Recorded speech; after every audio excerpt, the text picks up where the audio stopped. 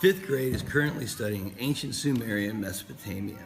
And in correlation with that, the art department is doing a cross-curricular project, and it's the Royston Regatta. It'll be okay, believe me. All right, ready? Go!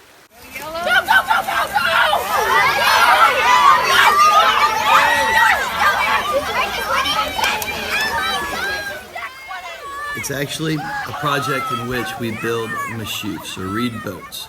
We talk about form and function, why boats are shaped the way they are, how they were constructed, the different parts of boats. We touch upon the history of boats, and then we actually go outside on the nature trail and we build them. We build them out of found materials, native grasses, and twine, and that's it.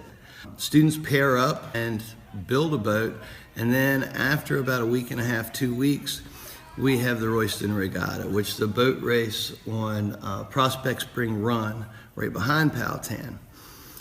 We do quite a bit of cross-curricular work here, and this project makes history very real for the students.